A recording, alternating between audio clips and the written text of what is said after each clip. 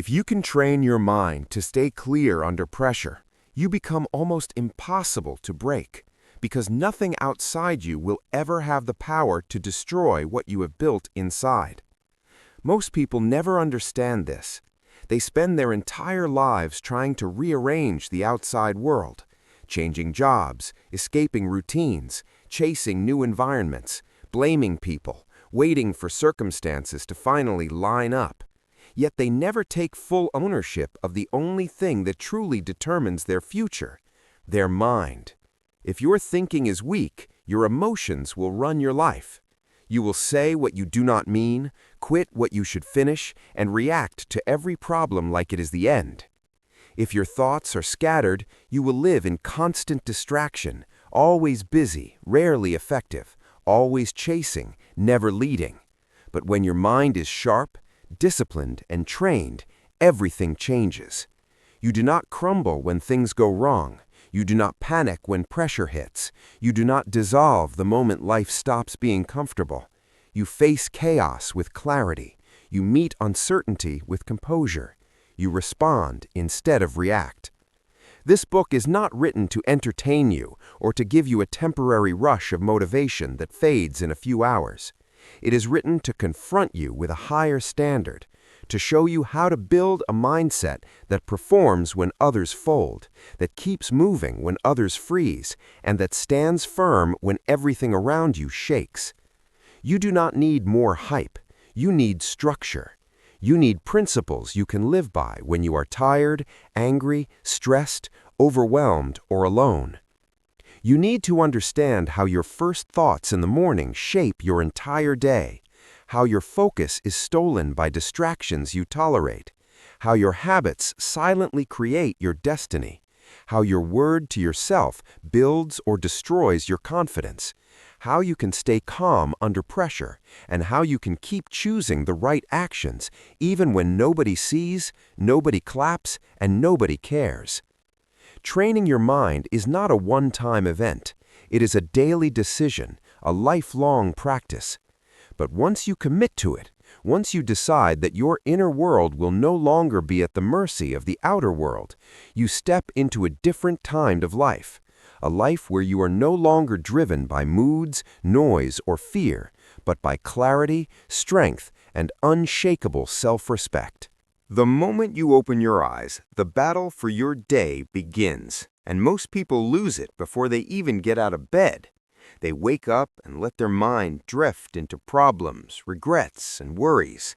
They reach for their phone, scroll through noise, absorb other people's opinions, and allow the outside world to flood their thoughts before they have even stood up. That first choice is fatal, because your first hour is not just another slice of time, it is the foundation on which your entire day rests. If you start the day with scattered thinking, emotional reactions, and lazy decisions, you are already behind. But if you start your day with intention, discipline, and strong thinking, you take command. You must decide that the first hour of your day belongs to you, not to your phone, not to messages, not to distractions. Before your feet touch the floor, speak truth to yourself. Not empty hype, but focused direction. Today I will think clearly. Today I will not waste my energy on useless thoughts. Today I will move forward. You do not need a complicated system. You need a clear decision made daily. No snooze button. When the alarm rings, you get up, like someone who is serious about their life. That single act sends a powerful message to your mind. We are not here to drift. We are here to lead. Protect that hour. No social media, no random browsing. Sit with your thoughts, review your goals, visualize how you will show up. Decide how you will respond to stress, to setbacks, to temptations. Train your awareness. Notice the first thoughts that appear. Are they strong, focused, useful? If not, replace them deliberately. Your environment matters too. A cluttered room creates a cluttered mind, so clean the space where you start your day. Remember, 1 weak first hour becomes 1 weak day, and weak days compound into wasted weeks and months. But 1 strong first hour, repeated consistently, rewires your identity. Over time, your brain starts to expect clarity, to lean toward discipline, to default to strength. Win that first hour, and you do more than control your schedule. You shape your mindset into that of someone who is ready to win, no matter what the day brings. Most people do not lose their day because they lack time. They lose it because they leak focus. They let their attention be sliced into tiny pieces by every vibration, every notification, every meaningless message, every impulsive scroll. One moment of, "let me just check this quickly," turns into 20 minutes of drift, and after enough of those, the entire day is gone. You cannot build anything powerful with a scattered mind. Focus is not a luxury. It is the price of real progress. Every distraction you tolerate is a small theft of your future. Every time you pause deep work to respond to something trivial, you are teaching your brain that interruption is normal, that depth is optional, that your goals can wait. If you want a mind that wins, you must become ruthless about what gets access to your attention. Start with your environment. Turn off non-essential notifications. Put your phone in another room while you work. Close unnecessary tabs. Remove visual clutter from your workspace. Do not negotiate with the apps, websites, and habits you already know are stealing your time. Cut them. Your focus is more valuable than their pull. Then create protected blocks of time where nothing is allowed to intrude. No checking, no switching, no reacting, only the task in front of you. At first, your mind will resist. It will crave the quick hit of novelty and escape. That is proof of how deeply distraction has trained you. Stay with the discomfort. You are rewiring your brain for depth. Understand this clearly. Being busy is not the same as being effective. Most people live in a blur of activity and end the day empty-handed because their energy was spent reacting to noise instead of building something that matters. Focused work feels different. It leaves you tired but satisfied, spent but proud. Stop giving everyone instant access to you. You are not obligated to reply immediately, to join every conversation, to absorb every piece of information. You are obligated to your own growth, your own standards, your own future. Guard your attention like it is your most valuable asset, because it is. When you choose to protect your focus daily, you stop living as a victim of interruptions and start moving as a creator of results. Most people say they want to grow, but what they really want is comfort with better results. They want strength without struggle, resilience without resistance, and progress without pressure. That mindset is why they stay stuck. Toughness is not gifted, it is earned, and the currency is discomfort. If you want a mind that does not break under pressure, you must choose what feels uncomfortable every single day, not randomly, not when it's convenient, but as a non-negotiable part of who you are. Every time you lean into discomfort, you gain something you cannot buy: grit, patience, resilience, and a deeper belief in your own capacity.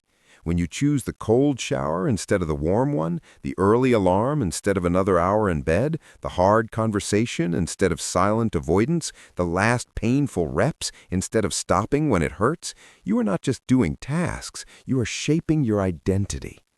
Discomfort is brutally honest. It exposes your excuses, your fears, your limits, and your patterns. In that exposed moment, you have a choice: retreat into comfort and stay the same, or push through and become more. Toughness is not recklessness, it is commitment. It is choosing the path that demands more effort when the easier option is right in front of you. You do not need extreme challenges to become strong. You need consistency. Finish the task you want to avoid, tell the truth when lying would protect you, stick to your plan when your feelings scream for escape.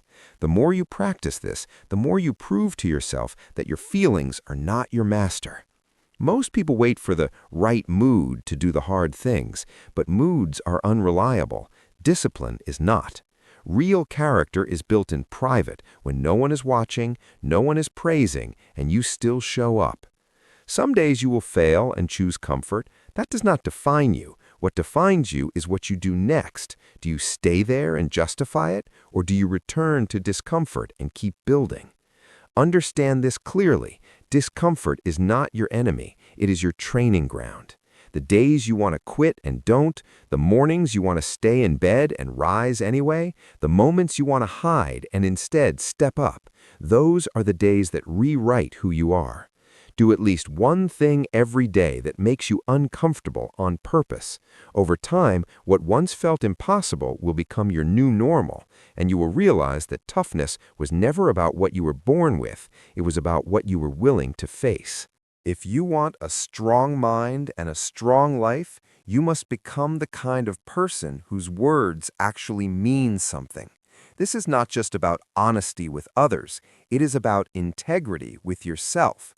Every time you say you will do something and you do not follow through, you are not only letting others down, you are quietly breaking your own trust.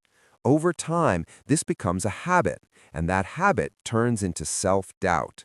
You start to feel that your own words are empty, that your promises are flexible, that your goals are negotiable. Your confidence does not disappear overnight. It erodes every time your actions fail to match what you said. Your words should carry weight. When you say you will be there, you show up. When you say you will change, you start now. When you commit fully. Do not speak to impress. Do not promise to please. Do not agree just to avoid discomfort. Think before you talk. Do not say yes when you know the answer is no. Do not declare goals you have no intention of pursuing. The more direct and clear your words become, the simpler your life gets. Confusion fades, guilt lessens. People begin to know where you stand. Most people do not suffer from a lack of information about what they should do. They suffer from a lack of alignment between what they say and what they actually do. They say they will wake up early, then they sleep in. They say they will start the project, then they delay. They say they're done with a bad habit, then they repeat it tomorrow. That widening gap between speech and action is where frustration and shame live. You can close that gap. Start small. Only speak commitments you are prepared to honor. If you say you will do something today, do it today. Not later, not when you feel like it. When you slip, own it immediately. No excuses, no stories, just responsibility and correction. Over time, this creates an inner solidity that no praise or criticism can touch. You no longer need to convince anyone. Your pattern of follow-through speaks for you. One of the greatest forms of freedom is a life without inner conflict, a life where your word and your behavior match. Treat your words as contracts with yourself. Do not lower your promises to match your mood. Raise your actions to match your word. That is how you build an unshakable mind rooted in integrity instead of impulse. When life stops cooperating with your plans, that is when your mindset matters most. It is easy to feel strong when everything is smooth, when the winds are coming, when doors are opening. But real strength is not revealed in comfort. It is exposed in chaos. When plans fall apart, when people disappoint you, when money is tight, when results are not showing, you stand at a mental crossroads. You can collapse into emotion, or you can correct your thinking. Most people choose the first path. They complain, blame, freeze, and repeat the same story. This always happens to me. Nothing works. Undone. That mindset does not just describe their situation, it creates their future. Life will hit you again and again. That is guaranteed. If your first reaction to pressure is to run, you will never rise. Winners do something different. They pause. They breathe. They refuse to let the first wave of emotion dictate their next move. They ask better questions. What is really happening? What can I still control? What can I learn? What is my next best step? The situation might not change immediately, but their position inside the situation does. They move from victim to leader in their own mind. Fixing your mindset does not mean pretending everything is fine. You are allowed to feel hurt, tired, angry, disappointed, but you are not allowed to stay there. Your mind is either a tool you use or a weapon turned against you. When things go wrong, your first job is not to fix the world, it is to fix your thoughts. Catch yourself when you start spiraling into worst-case scenarios and drama. Ask, is this thought true? Is it useful? Does it make me stronger or weaker? Then deliberately replace it with something grounded and firm. This is hard, but I'm not quitting. I've handled worse. There is always a next step. Set standards for your thinking under pressure. No negative self-talk, no blaming, no quitting, no waiting for motivation. You go back to your process, even if progress is slow. A strong mindset does not mean you feel good all the time. It means you stay steady when you do not. You keep acting from who you want to become, not from how you feel in the moment. The problem is real, but so is your power to respond with strength. When pressure shows up, most people tense up. Their breathing goes shallow, their thoughts start racing, and they either freeze or explode. They make rushed decisions, say things they regret, and act from fear instead of strength. That reaction is not proof that they are weak. It is proof that their mind has never been trained for pressure.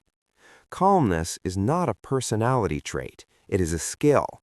It is the ability to keep your thoughts steady when everything around you feels unstable. Pressure is not going away.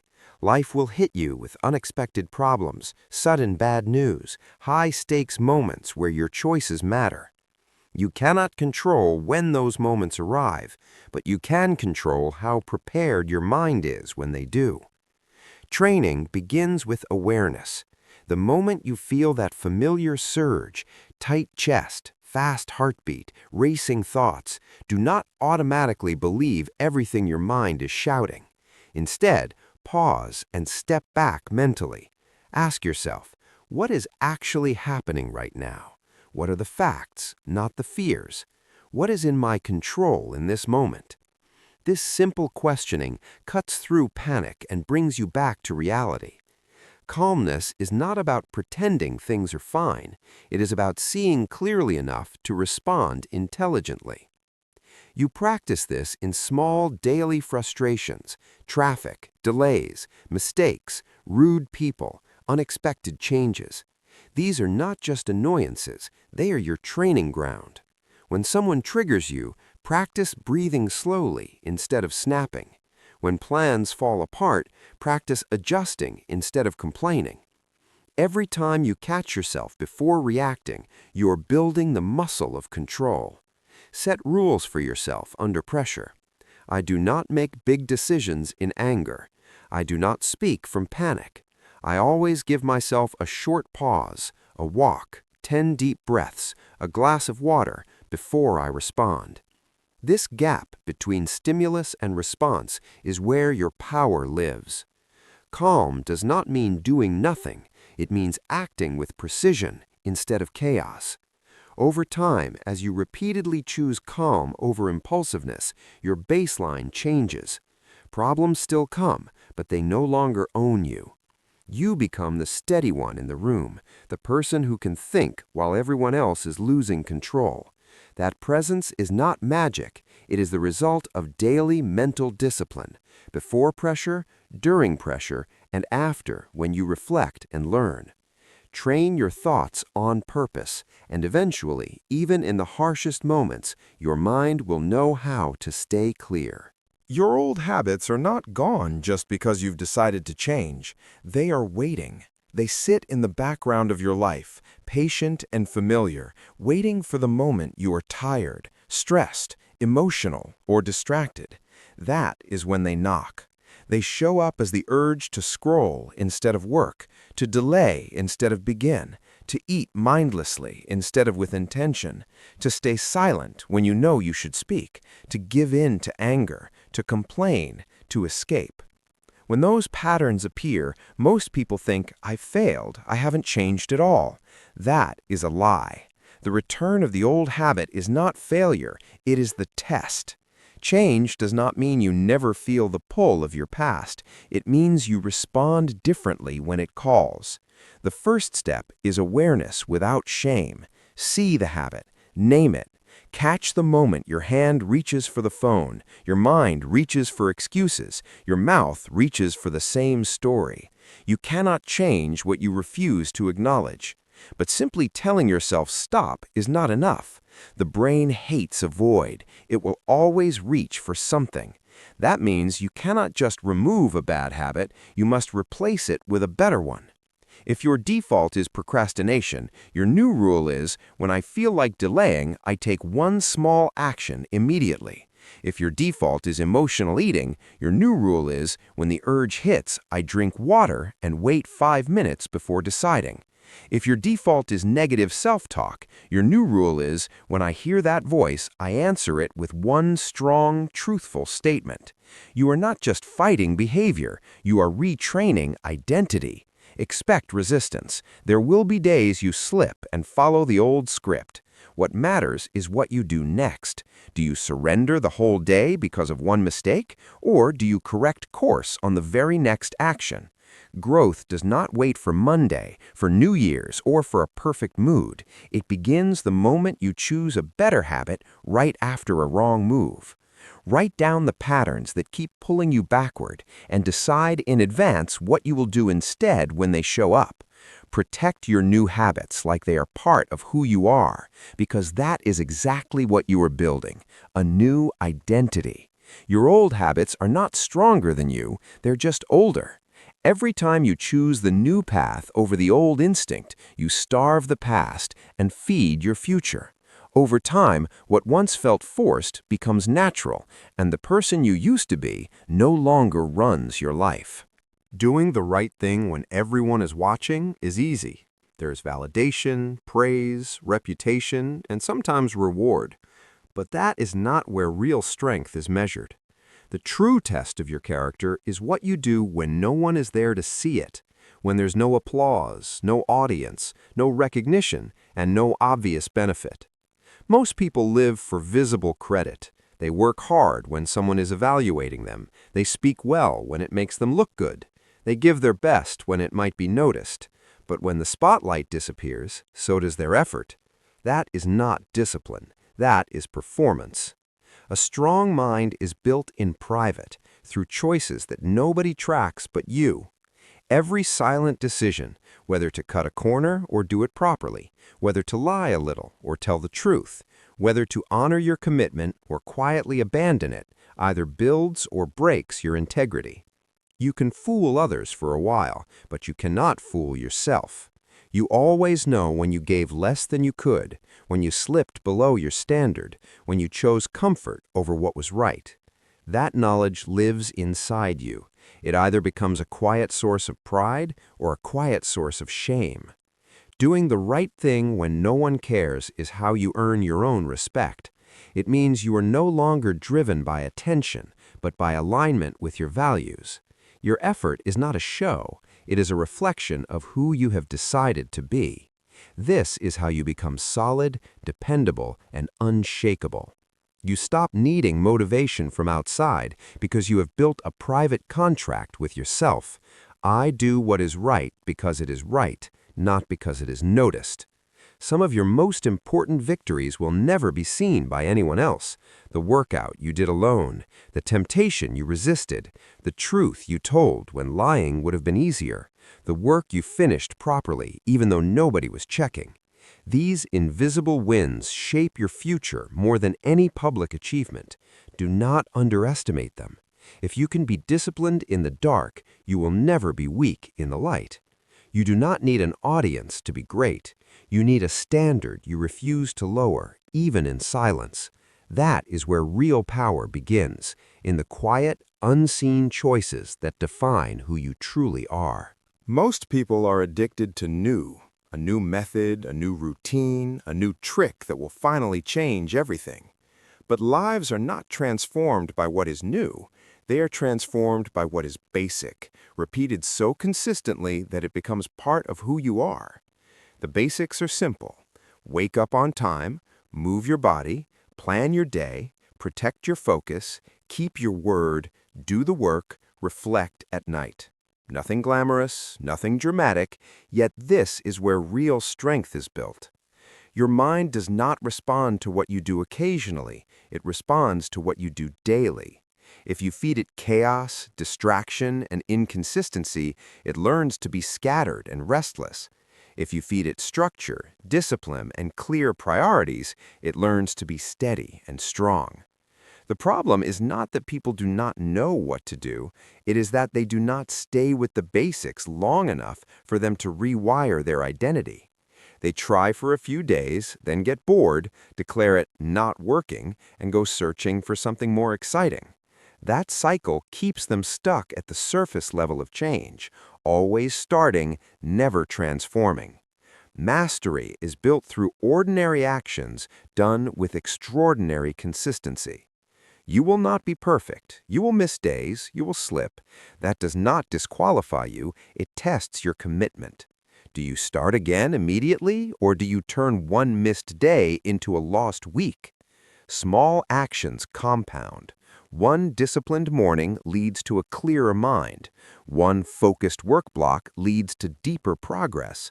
One honest conversation leads to stronger relationships. Every repetition sends a signal to your brain. This matters. This is who we are now. Over time, your mind stops fighting you and starts cooperating. The basics of any area, health, business, mindset, relationships, are always the same. Show up, tell the truth, do the work, stay focused, finish what you start. Not once, not when you feel like it, but over and over until it feels unnatural not to do them. Start with one basic habit. Do it every day for a week. Then add another. Stack them slowly. Do not chase intensity, chase consistency. One day you will realize you are no longer forcing the basics. They are simply your way of living. That's when your mind has been reshaped, not by inspiration, but by disciplined repetition that turns simple actions into unshakable identity. A growth mindset is not just a positive slogan about believing in yourself. It is a hard standard for how you respond to every challenge, mistake, and limit you face.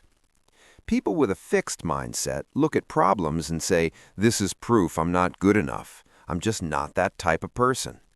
People with a growth mindset look at the same problems and say, "This is my training. I can get better at this."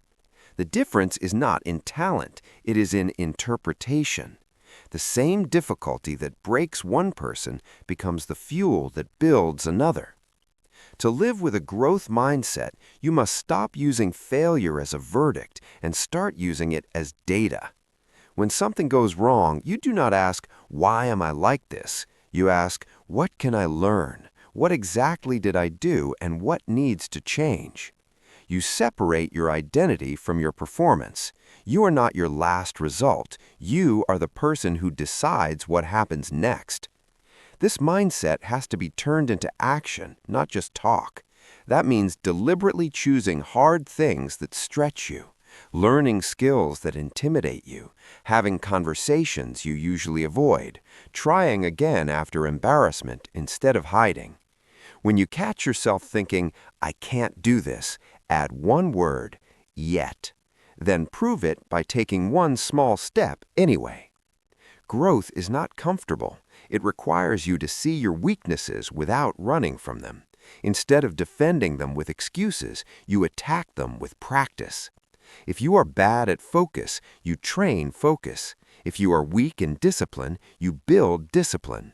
If your emotions run you, you learn to pause and respond. A growth mindset also changes how you see other people's success. Instead of feeling threatened or jealous, you see proof of what is possible. You study, you learn, you adapt. You let their results challenge your standards, not crush your confidence. Every day gives you chances to practice this. When you are corrected, do you get defensive or do you listen? When you struggle, do you quit or do you adjust? When you feel behind, do you complain or do you train? A growth mindset is not a feeling, it is a decision to treat every moment, good or bad, as an opportunity to sharpen who you are. When you live that way, nothing is just a setback anymore. Everything becomes part of your evolution. Consistency is the quiet force that separates people who talk about change from people who live it. Most want transformation, but they want it in bursts. One intense week of effort, one powerful day of focus, one emotional decision to start over. Then life gets inconvenient, the feeling fades, and they slide back into the same patterns. They assume they failed because they were not ready or not good enough, when in reality they simply were not consistent. You do not become strong by doing the right thing once. You become strong by doing the right thing repeatedly, especially when it is no longer exciting. Consistency is not glamorous. It is setting the alarm again. It is showing up to train again. It is saying no to the same distraction again. It is choosing honesty again. It is finishing the task again. These small repetitions are easy to underestimate because each one seems insignificant on its own, but together they build momentum, identity, and results. The strongest minds in the world are not always the most talented, they are the most consistent. They do not wait for motivation, they do not depend on perfect conditions, they rely on standards and systems that they follow regardless of mood. You will have days you feel powerful and days you feel empty. Consistency is what keeps you moving on both. Understand this: inconsistency destroys trust. Every time you start and stop, you teach your mind that your word cannot be relied on. Every time you keep going, even in a small way, you build proof that you are someone who continues. That proof compounds into real confidence. Do not measure yourself by how perfect you are. Measure yourself by how quickly you return when you slip. Miss a workout? Get the next one in. Break your routine? Rebuild it today, not next week. Ate badly? Your next meal is back on track. Consistency is not about never falling, it is about refusing to stay down. Create simple, sustainable non-negotiables for your life. Daily actions so clear and realistic that you have no excuse not to do them. Then guard them. Treat them as anchors, not options. Over months and years, those consistent actions will do what intensity alone never can. They will turn your desired future into your normal reality.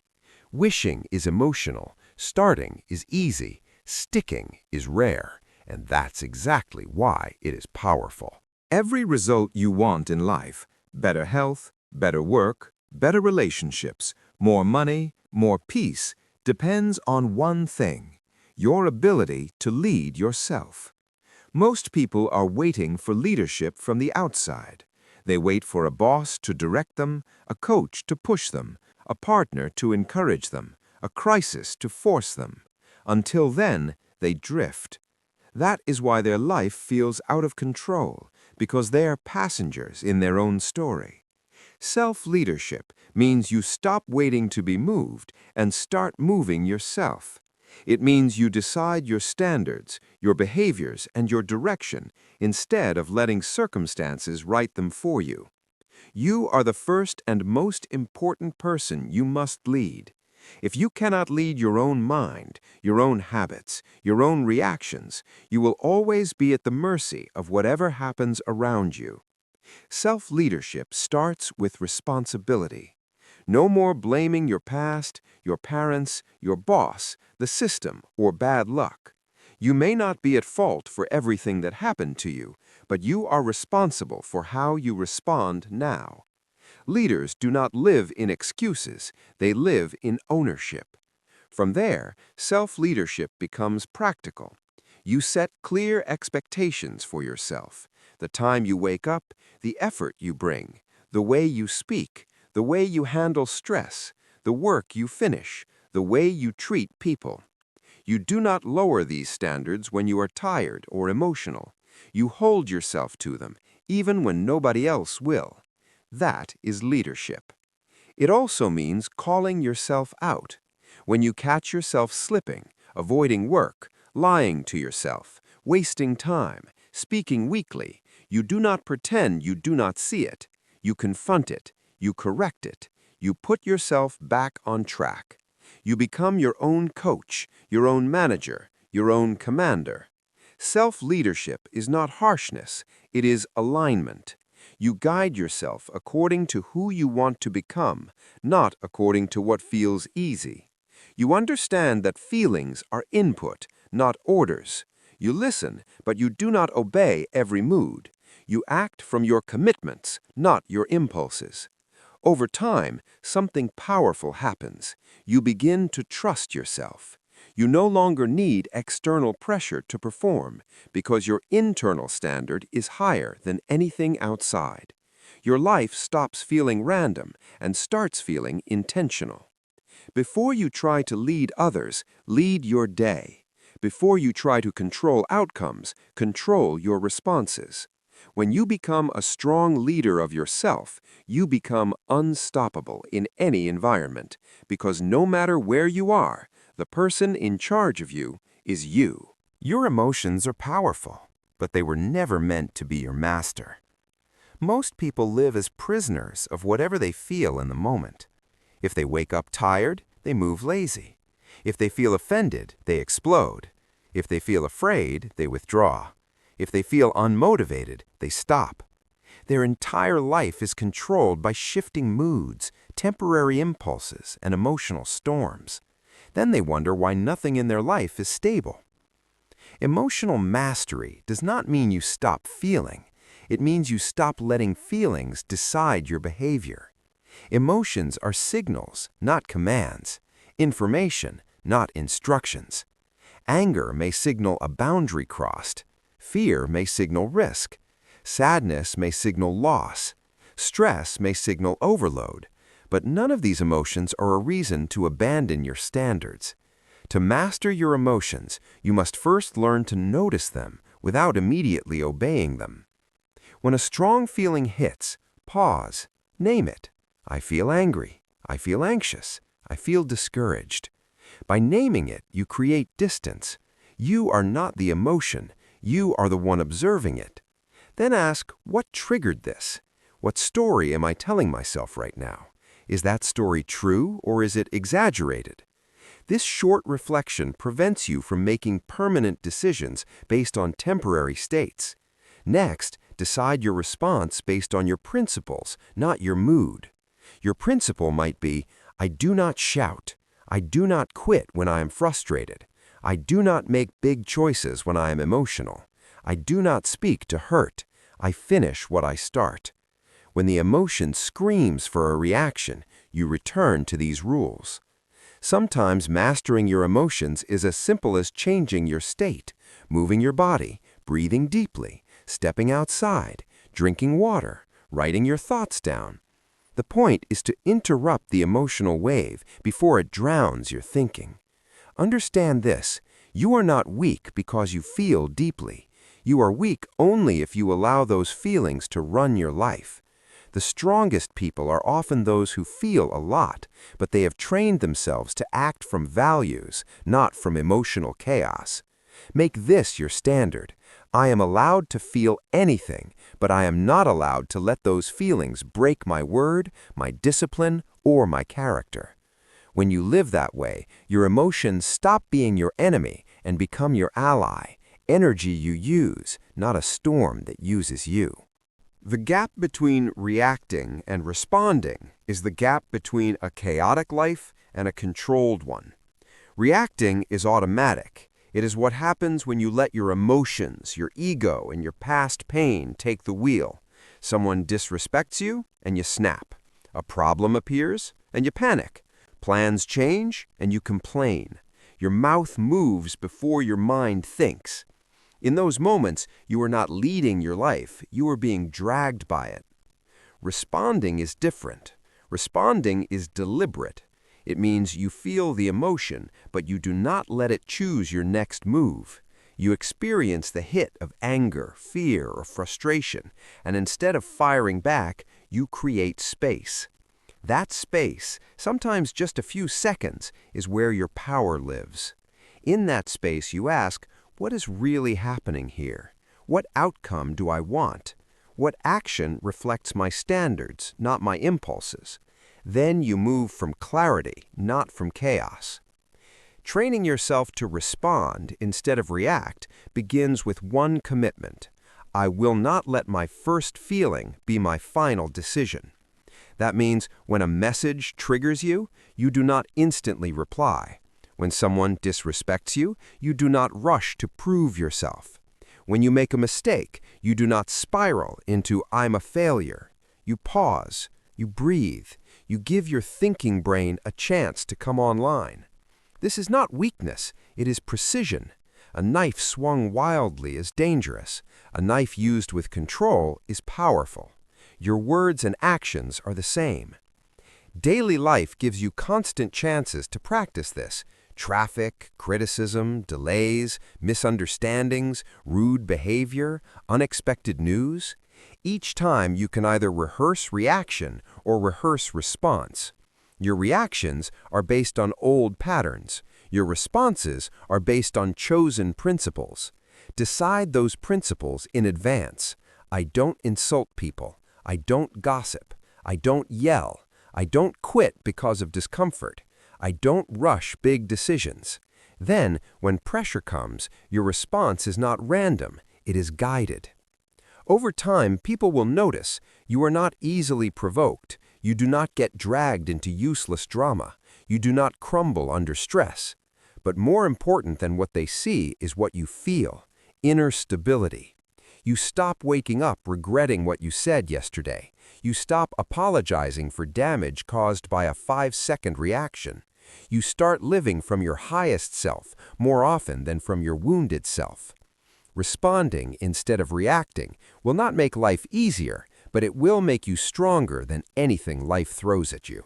Every day, you are living by habits whether you chose them or not. The way you wake up, what you reach for first, how you start work, how you handle stress, what you do when you are bored. All of it is a pattern, repeated so often that it feels natural. The problem is that most of these habits were never designed, they were drifted into. They are accidental, not intentional. And accidental habits rarely lead to intentional lives. If you want a strong mind and a strong future, you must stop leaving your habits to chance and start building them on purpose. An intentional habit is a behavior you deliberately choose because it supports who you want to become, not who you have been. It is not random, it is tied to a clear identity. I am someone who finishes. I am someone who trains daily. I am someone who speaks truth. I am someone who protects my focus. Every action you take is a vote for that identity. Your job is to cast enough votes in the same direction that it becomes who you are by default. To build intentional habits, start small and specific. Be more disciplined is vague. No phone for the first hour after waking is concrete. Get healthier is vague. Walk 20 minutes every day after work is concrete. Attach each new habit to a trigger you already have. After I wake up, I journal. After I eat, I clean. After I sit at my desk, I start the hardest task first. This is how you turn willpower into structure. At the same time, you must dismantle accidental habits by attacking their triggers and environment. If scrolling wastes your time, do not trust your willpower. Remove the app, leave the phone in another room, make access difficult. If late nights ruin your mornings, set alarms, cut screens, and build a shutdown routine. You are not weak, you are unstructured. Structure fixes that. Remember, habits are not about perfection, they are about direction. You will miss days, you will slip, but intentional living means you notice the slip, learn from it, and return to the habit fast. Over months, these simple, chosen patterns harden into a new identity. You stop fighting yourself because your daily actions finally agree with your goals. Your life is not changed by what you occasionally intend. It is changed by what you consistently practice on purpose. Starting is easy. Almost anyone can start a workout, a business idea, a book, a habit, a promise. The world is full of beginnings that never became anything. What separates those who build real results from those who stay stuck in almost is simple. They finish. They complete what they begin. They push through boredom, frustration, and doubt. They stay when the excitement is gone. If you always start and rarely finish, your mind learns a dangerous pattern. Quitting is acceptable. Each time you abandon something halfway, you quietly teach yourself that your word is flexible, that your effort is negotiable, that your emotions are in charge. That habit of quitting does more than kill goals. It destroys self-respect. You cannot trust someone who constantly breaks promises, and that includes you. There is a unique power that comes from finishing a task you no longer feel like doing. You prove to yourself that motivation is not your master. You prove you can move without hype, without applause, without perfect conditions. That proof builds a kind of confidence no speech can give you. You must decide that completion is part of your identity. I am the kind of person who finishes what I start. From that decision flows a new standard. When the halfway point arrives, when the work is not new anymore, when the effort feels heavy, when distraction looks tempting, that is your signal, not to stop, but to lock in. The second half is where character is built. Start by practicing this on small things. If you begin cleaning a drawer, finish it. If you write the first line, complete the page. If you start a 30-minute workout, do all 30 minutes. Each small completion is a vote for your new identity. Do not confuse finishing with rushing. You do not need to move fast, you just need to keep moving. Some projects will take longer than you expected. Some goals will demand more energy than you planned. That is not a reason to walk away. That is your opportunity to deepen your grit. You will be tempted to quit quietly and tell yourself you will return later. Do not believe that lie. Later rarely comes. Either you train yourself to close loops or you live surrounded by unfinished efforts and unfinished versions of yourself. Make this a rule. If it matters, I finish it. Not because it is always fun, but because my future depends on the kind of person I prove myself to be today.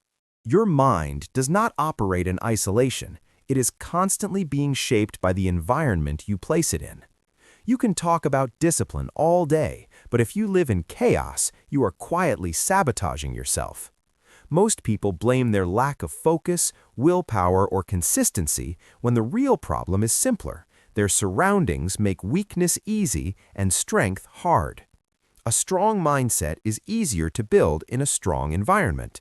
Look around you, your room, your desk, your phone, your social circle, your digital feeds. Each one is either reinforcing your standards or eroding them. A cluttered space breeds a cluttered mind. A noisy environment breeds scattered thinking. Friends who normalize laziness, gossip, and excuses slowly pull you down to their level. Accounts you follow that glorify distraction, drama, and empty entertainment train your brain to crave constant stimulation. You cannot expect sharp thinking to grow in a dull environment. To shape your environment intentionally, start with the physical. Clean your room, clear your desk, remove visual clutter from the spaces where you work and rest. Make it easy to start and hard to drift. Keep tools ready, distractions out of sight, and your plan visible. Then attack your digital environment. Turn off non-essential notifications, unfollow accounts that fuel comparison, negativity, or distraction, delete apps that steal your time, move your phone out of reach during deep work and before sleep. Design your devices to serve you, not control you. Next, examine your relationships. The people you spend time with are part of your environment. Do they challenge you or comfort your worst habits? Do they raise your standard or lower it? You do not need perfect people around you, but you do need people who are moving, growing, and refusing to settle.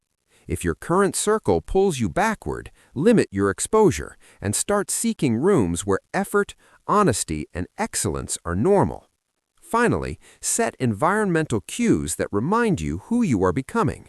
A notebook on your pillow so you reflect before sleep. A water bottle always in reach. Your goals written where you see them daily. Workout clothes ready the night before. These small design choices remove friction from good habits and add friction to destructive ones. Understand this clearly. You are not weak. You are often outnumbered by triggers. When you redesign your environment, you stop fighting on hostile ground. You make strength the path of least resistance. Over time, your surroundings will stop dragging you back and start pushing you forward, and your mind will finally have the space it needs to become as sharp, clear, and disciplined as you know it can be. You cannot train a mind you never examine. Most people move through life on autopilot, repeating the same thoughts, the same reactions, the same habits, without ever stopping to ask why. They keep crashing into the same problems and label it bad luck, when in reality it is unexamined patterns.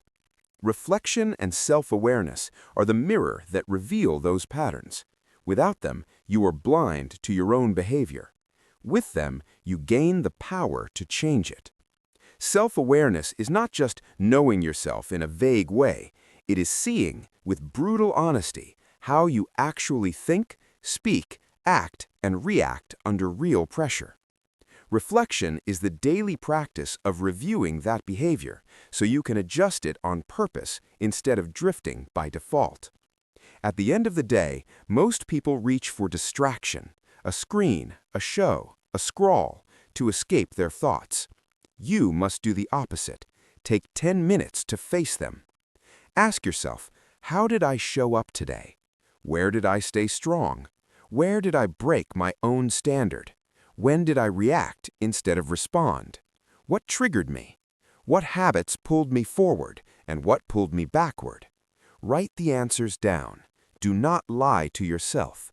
You gain nothing by protecting your ego and everything by exposing your truth. This is not about judgment, it is about data. You are a builder studying the blueprint of your own behavior. When you see that you always lose focus at a certain time, you adjust your schedule. When you notice you get emotional with specific people, you prepare your mindset before seeing them. When you realize your mornings decide your entire day, you double down on winning that first hour. Reflection turns random experience into deliberate learning. Without it, time passes but you do not grow. You simply repeat. With it, every mistake becomes a lesson, every win becomes a standard, every day becomes a training session for your mind. Self-awareness also means owning your dark corners, the envy, pride, laziness, insecurity, and fear you hide from others. You do not fix what you won't face. When you see these tendencies clearly, you stop being shocked by them and start being strategic about them. You set rules, build structures, and design responses to counter your own weaknesses. Understand this: the more honest you are with yourself in private, the stronger you become in public. Reflection is not a luxury for people with extra time. It is a requirement for anyone who wants to stop living the same year again and again. Make it a non-negotiable. Every day, I review, I learn, I adjust. Over time, that simple habit will turn your entire life into a continuous upgrade, because you are no longer just living, you are observing, correcting, and consciously becoming better. You cannot build a strong mind in a weak, neglected body. Your brain is not floating in isolation. It is wired into your muscles, your breath, your heart, your hormones, your sleep, and your nutrition. Most people try to fix their mindset while abusing their body, sleeping late, barely moving, living on sugar and stimulants, scrolling until 2 a.m., then wondering why they wake up foggy, anxious, and unfocused. That is not a mindset problem. That is a system problem. Physical discipline is mental discipline expressed through the body. When you train your body, you are not just building muscles or burning calories, you are building grit, energy, and clarity that your mind can use. Movement is one of the fastest ways to shift your state. A tired, stressed, irritated mind often sits in a still, slouched, motionless body. Stand up, walk, lift, stretch, breathe deeply. When you push your body on purpose through disciplined training, not random bursts, you teach your brain that you can do hard things and survive. That lesson carries over into every challenge. Sleep is another pillar you cannot ignore. You cannot think sharply on a chronically exhausted brain. Late-night distractions feel cheap in the moment, but cost you the next day's focus. Set a real standard, a shutdown time, no screens before bed, a consistent sleep window. Not because it is trendy, but because a rested mind is faster, clearer, and stronger. Then there is food. You cannot fill your body with junk and expect your mind to perform like a high-end machine. You do not need perfection or extreme diets. You need respect. Respect your future enough to eat in a way that fuels you instead of draining you. More real food, less processed garbage, more water, less mindless consumption. Understand this. Every physical decision you make is a vote for the quality of your thinking tomorrow. This is not about image, it is about capacity. The more disciplined you become with your body, the more evidence you give your mind that you are in control. You stop feeling like a victim of low energy, unstable moods, and constant fatigue because you are actively shaping the system that your mind lives in. Make movement, sleep, and simple healthy eating part of your mental training plan. Not optional, not if there's time, but core strategy. A sharp mind in a strong, well-cared-for body is a weapon. Treat your body like an ally in your mission, and it will give your mind the power it needs to win.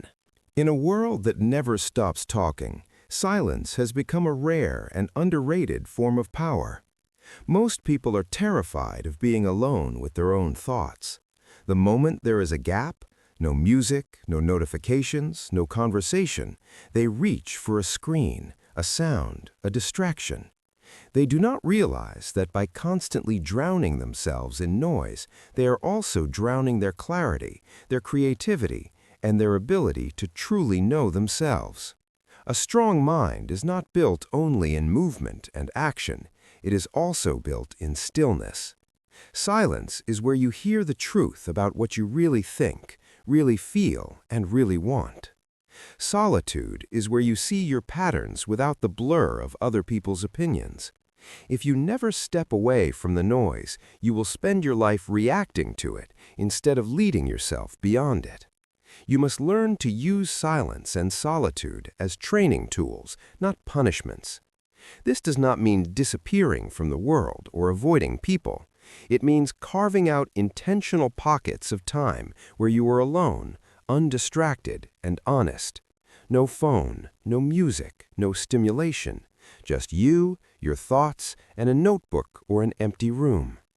At first, it will feel uncomfortable. Your mind will chase random thoughts, and your hand will itch for your phone. That is proof of how addicted you have become to noise. Stay, breathe, let the discomfort pass. In that quiet, begin to ask yourself real questions. What am I running from? What am I proud of? What is not working in my life that I keep pretending is fine? What do I keep saying I will change, but never do? Solitude exposes you, but it also frees you. You cannot fix what you refuse to face. Without silence, your inner voice is drowned out by the world. With silence, you can finally hear your own standards, your own values, your own direction. Make this a non-negotiable habit, daily or weekly time alone, on purpose. Walk without headphones. Sit in your room with no screen. Journal your thoughts without editing. Think slowly. Decide slowly. In those quiet spaces, your mind recovers from constant input and becomes sharper. Ideas surface, solutions appear. Your intuition gets louder.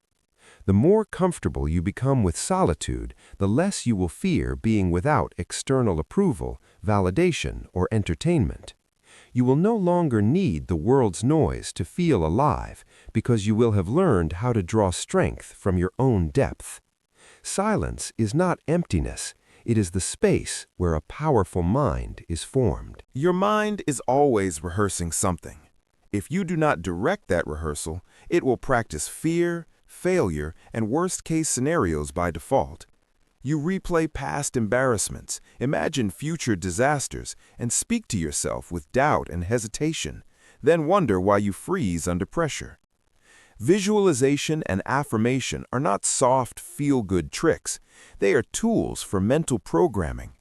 Top performers in every field use them to train their nervous system to recognize success before it happens. When you visualize with intention, you are not daydreaming. You are giving your brain a blueprint.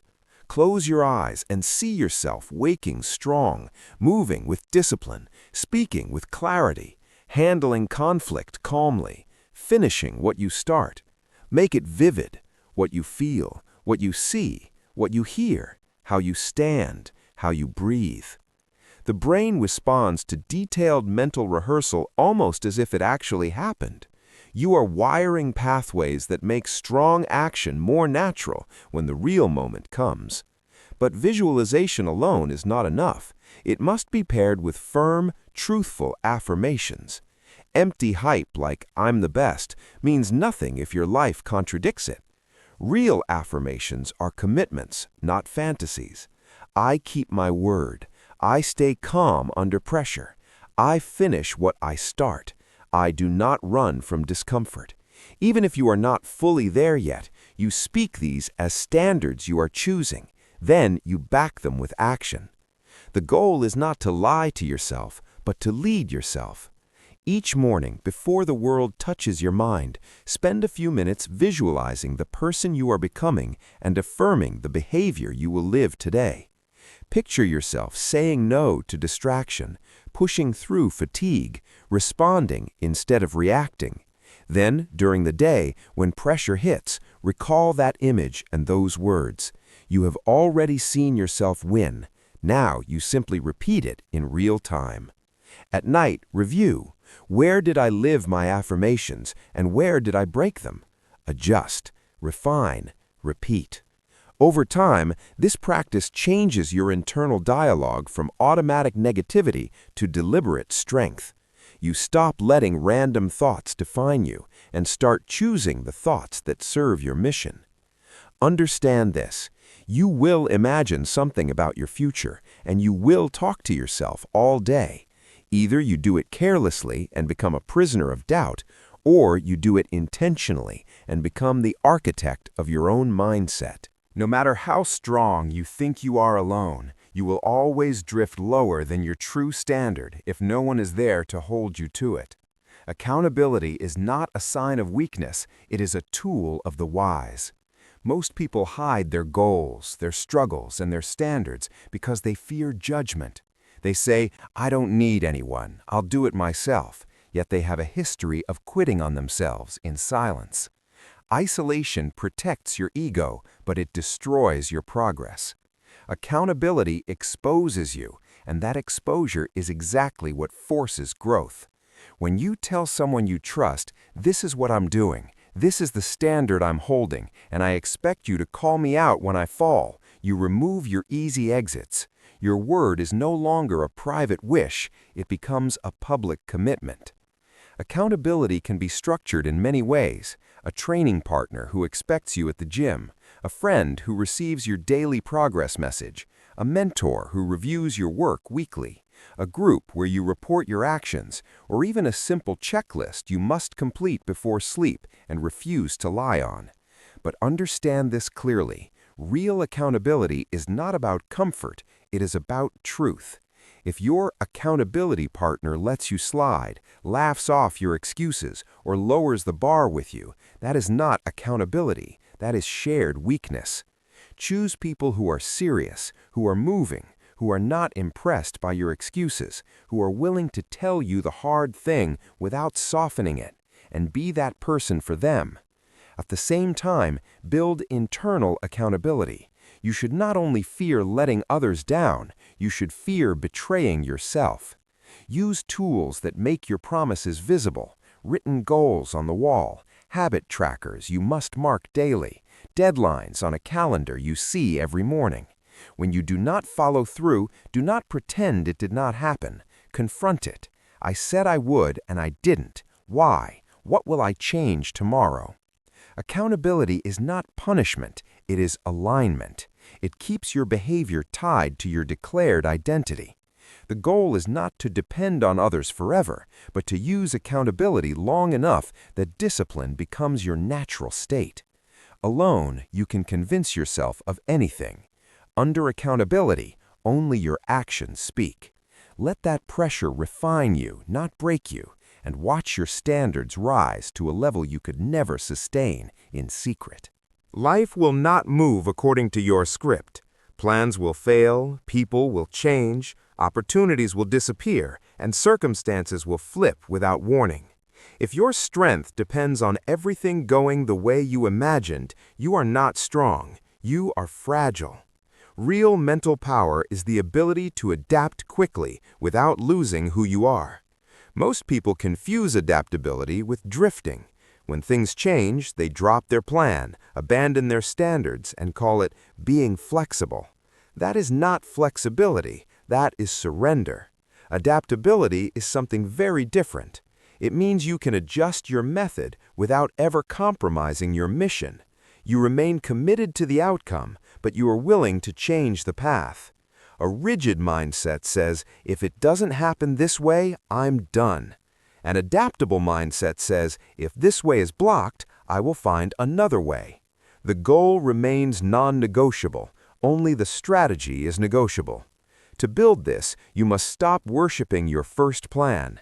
Your first plan is just a guess. When reality reveals new information, delays, problems, weaknesses, new opportunities, you do not collapse and complain, you update the plan. You ask, what is still in my control? What has changed? What remains the same? What is the next best move given this new reality? Adaptability requires humility. You must be willing to admit that your original idea was incomplete, that you misjudged time, difficulty, or people, and instead of hiding from that truth, you use it to adjust. It also requires emotional control. When change hits, your first wave will be frustration, disappointment, or fear. Feel it, but do not build your decisions around it. Respond from your standards, not your shock. In practice, being adaptable looks like this. Your workout is disrupted, so you improvise with what you have instead of skipping entirely. Your schedule gets crushed, so you protect at least one key habit instead of letting the whole day slide. A business plan fails, so you keep the vision but change the model. A relationship shifts, so you communicate honestly and choose growth instead of clinging to what used to be. Adaptability is not weakness, it is survival with direction. The storm may force you to change your route, but it should never change your destination. Make this your mindset. I do not break when things change. I bend, I adjust, and I keep moving with my standards intact. Your life will always rise or fall to the level of your standards, not your hopes, not your wishes, not your goals, your standards. A standard is the line below which you refuse to drop, no matter how tired, emotional, or pressured you feel. Most people do not have real standards.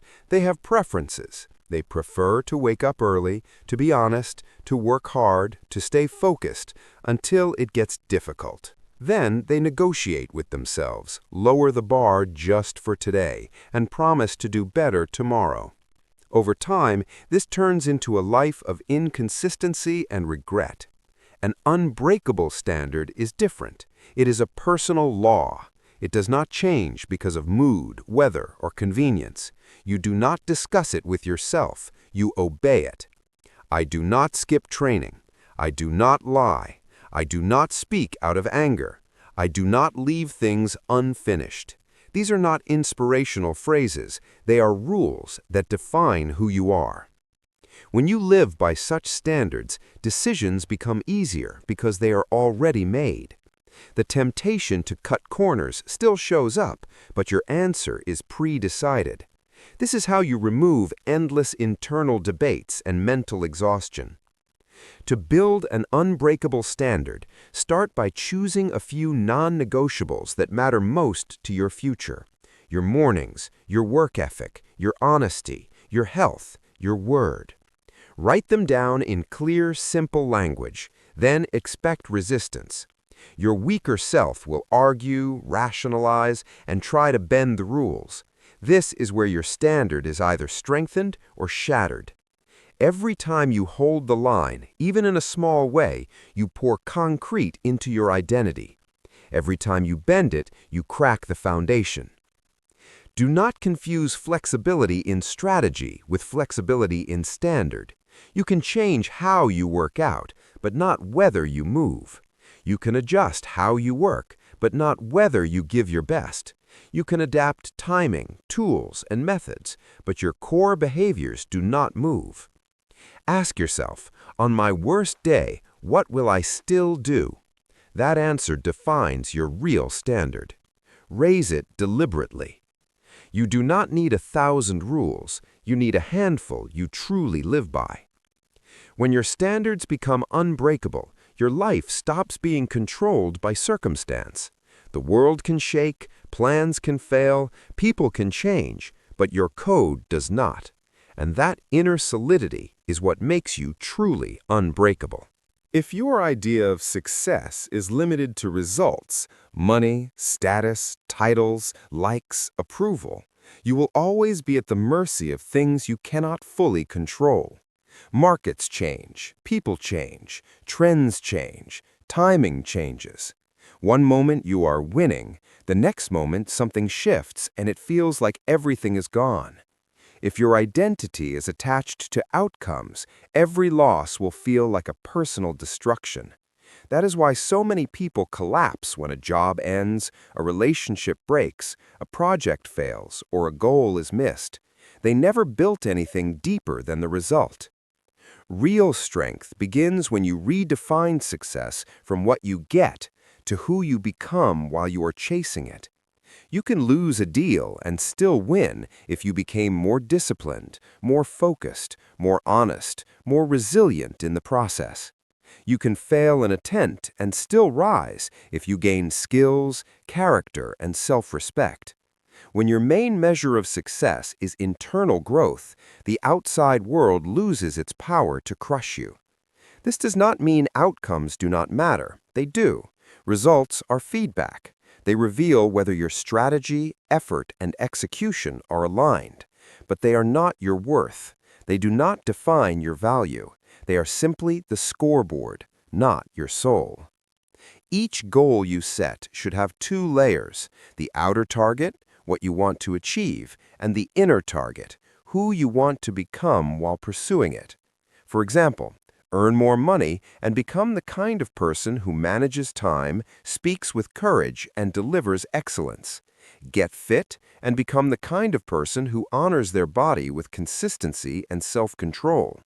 Build a business and become the kind of leader who stays calm under pressure and keeps their word. When setbacks hit, and they will, you ask different questions, not just, did I reach the goal, but also, what did this challenge build in me? Where did I grow? What weak areas did it expose that I can now strengthen? With that mindset, nothing is wasted. Pain becomes information. Failure becomes training.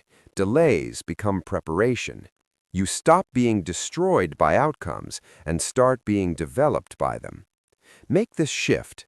Let success mean becoming unshakable in character, not untouchable in circumstances.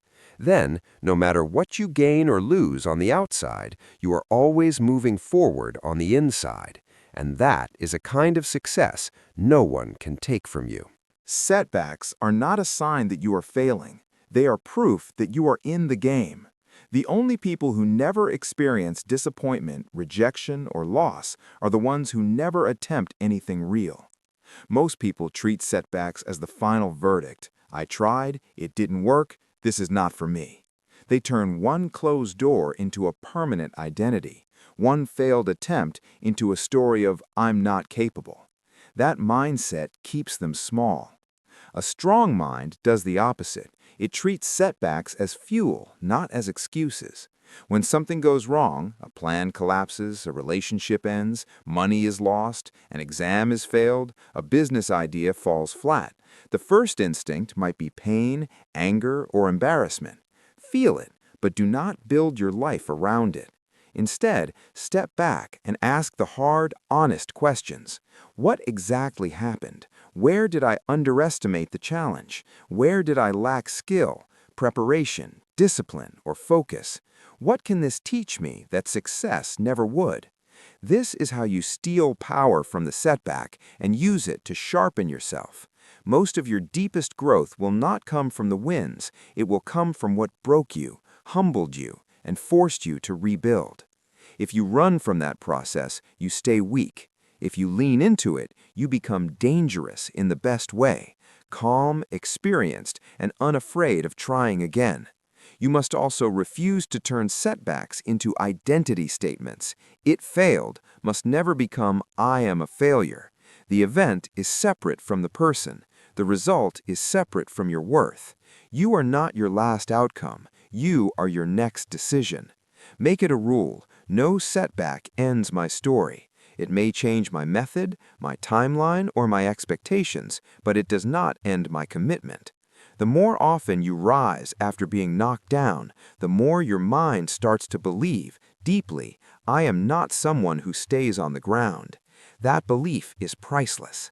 While others waste years reliving old disappointments, you convert each one into an upgrade, an extra layer of grit, wisdom, and clarity. You cannot avoid setbacks if you are truly living, but you can decide what they mean. Let them be your excuses and you will stop. Let them be your fuel and you will become unstoppable.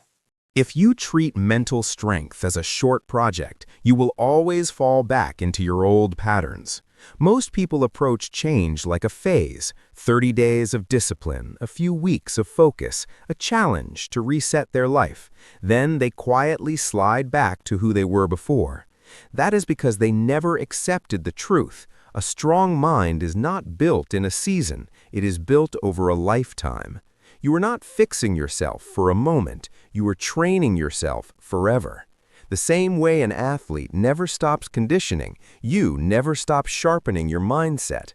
Life will keep evolving, new pressures, new responsibilities, new environments, new temptations will keep showing up. The mindset that was enough for your past will not be enough for your next level. If you stop training as soon as things feel better, you guarantee that the next storm will break you. You must decide that growth is not an event, it is your way of living. That means you stop asking, when will I be done, and start asking, how can I keep getting better? You keep the basics in place even when you're winning. Strong mornings, focused work, physical discipline, reflection, clean environments, protected focus. You do not relax your standards just because circumstances improve, you raise them. At the same time, you maintain a student mentality. Arrogance is the quiet enemy of growth. The moment you believe you already know enough, you stop seeing your blind spots. Study people who are ahead of you in discipline, calmness, consistency, and character. Learn from their habits, not their image. Read, listen, observe, and more importantly, apply. The goal is not to collect information, it is to upgrade your behavior. Understand that there will be seasons where you feel strong and seasons where you feel like you're starting over. Do not romanticize either. On strong days, stay humble and steady. On hard days, stay faithful to the process. Lifelong training means you never let a bad week convince you to abandon what you know is right. You adjust, you regroup, you keep going. Make this your identity. I am always in training. Not sometimes, not when it's convenient, always. From that place, you stop chasing quick fixes and start building permanent strength. Your mind becomes less like fragile glass and more like tempered steel, shaped by heat, pressure, and time, not broken by it. If you see growth as a place you arrive at, you will always feel behind. You will think, once I reach this income, this body, this achievement, this relationship, then I'll finally be done. But the moment you get there, a new challenge appears, a new desire rises, a new weakness is exposed. If you keep chasing a final arrival point, you will live in permanent dissatisfaction. The truth is simple and uncomfortable. There is no finish line for your development. The point of all this work is not to become perfect, it is to become continually better. Growth is not a destination, it is a way of traveling through life. When you truly embrace this, pressure shifts. Instead of asking, when will it get easy, you start asking, how can I grow from this? Instead of seeing obstacles as proof you are failing, you see them as proof you are still in the arena. The person who avoids the journey, who hides from discomfort and refuses to change, may appear calm on the surface, but inside they are stuck, restless, shrinking. The person who leans in, who keeps evolving, experiences a different kind of peace, not because life is soft, but because they know they are meeting it fully. Embracing the journey means you stop despising small steps. You understand that reading one page, doing one workout, controlling your reaction in one argument, winning one morning, cleaning one space, or keeping your word one more time matters. Each act is a brick in the structure of who you are becoming. You also stop comparing your path to others. Everyone's timeline is different. Some people will rise faster, some slower. Some will have advantages you do not, and you will have strengths they lack. None of that changes your responsibility to move forward from where you are with what you have. The only fair comparison is you versus yesterday's you. Ask daily, am I thinking clearer, responding better, quitting less, leading myself more? If yes, you are winning, even if the world has not noticed yet. Finally, embracing the journey means allowing yourself to enjoy progress while still demanding more. You can be grateful and hungry at the same time. You can celebrate milestones without camping there. You are not chasing a version of yourself that is finally enough. You are honoring the fact that you were built with the capacity to grow and refusing to waste it.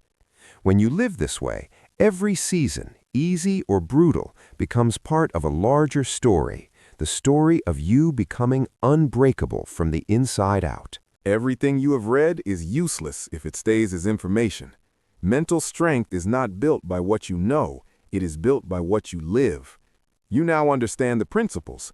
Win your first hour, protect your focus, choose discomfort, keep your word, finish what you start, fix your mindset under pressure, train calmness, replace old habits, do right in private, repeat the basics, stay consistent, lead yourself, master emotions, respond instead of react, design your habits and environment, reflect, train your body, seek silence, visualize with purpose, use accountability, stay adaptable, raise your standards, redefine success, turn setbacks into fuel, and commit to lifelong growth. But knowledge without execution is just mental clutter. The real question is simple. What will you do tomorrow morning? How will you think when the next problem hits? How will you act when no one is looking, when you are tired, when you are tempted to slip back into the old version of you? That is where this entire journey becomes real. Being unbreakable does not mean you never feel fear, doubt, anger, or exhaustion. It means those feelings do not decide your behavior. It means your standards remain stronger than your moods. It means your habits carry you when motivation disappears. It means your identity has shifted from "I hope I can" to "this is who I am." You are not aiming for perfection. You are aiming for alignment between what you say and what you do, between what you want and how you live, between who you dream of being and how you show up today. Start small, but start relentlessly. Own your first hour tomorrow. Cut one distraction. Choose one discomfort. Keep one hard promise. Finish one thing you began. Reflect at night. Then do it again the next day. Brick by brick, choice by choice, you are building something inside that the outside world cannot touch. Understand this clearly. Life will not stop testing you. Pressure will come. People will doubt you. Old habits will knock. Circumstances will shift. But from this point on, you are not just reacting, you are training. You are not just surviving, you are shaping. You are not waiting to feel strong, you are deciding to be strong.